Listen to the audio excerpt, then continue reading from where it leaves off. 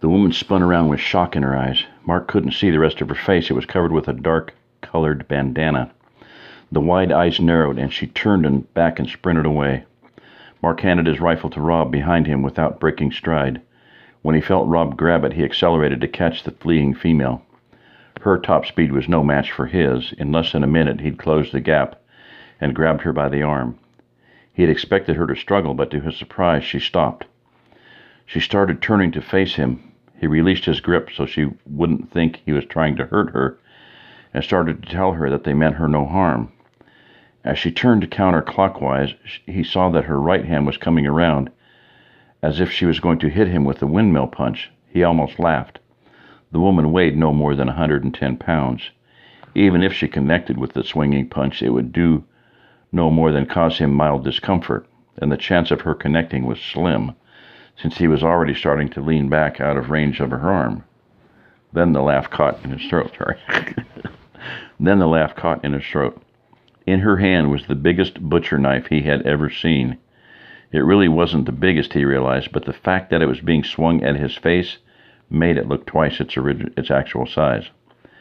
The extra 12 inches of reach the blade gave to this small woman made leaning back out of the way a 50-50 proposition at best.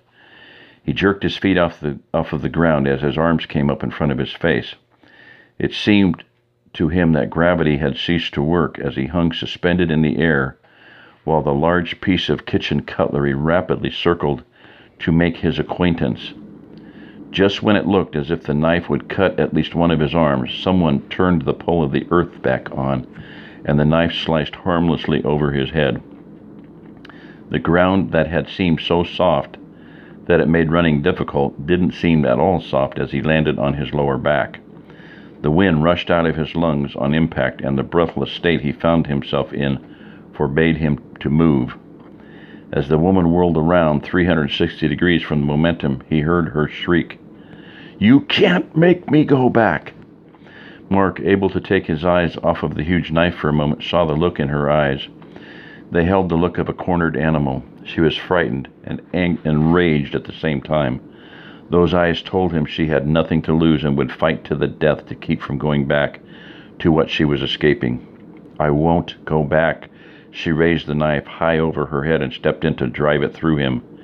He was powerless. Having the breath knocked out of him had momentarily paralyzed him. Just as he knew his number was up, the look in her eyes changed to one of disbelief. "Mark," she whispered.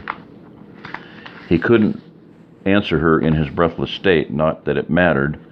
A split second later, a freight train named Chaparro slammed into her. The knife went flying one way and the woman the other. Mark got some of his wind back and scrambled to his feet to see the woman gasping like a fish out of water. Chaparro was standing over her like a fisherman trying to decide whether to throw her back or put her on the stringer. Mark walked over and looked down at the woman. "It's okay, Chaparro," he said, breathing hard as he studied her. "She was the right size to be Debbie Watson, Tony's wife. She knows me, don't you?" She nodded her head, still unable to speak. "Are you Debbie Watson?" he asked hopefully. She shook her head from side to side and pulled the bandana off of her face. Mark thought he recognized her, but he wasn't sure until she removed the camouflaged hat, and her long blonde hair fell down onto her shoulders. It was the office worrywart, Susie Sullivan. Only she didn't look like herself. She was 15 or 20 pounds leaner, and her always immaculate hair was unkempt and had about 4 inches of brunette showing at the roots. Mark wondered what kind of ordeal would have changed Susie from the type of woman who would climb up on a chair at the sight of a mouse to the type who would fight a man almost twice her size. "Susie, what happened? Why are you running away?" He helped her up.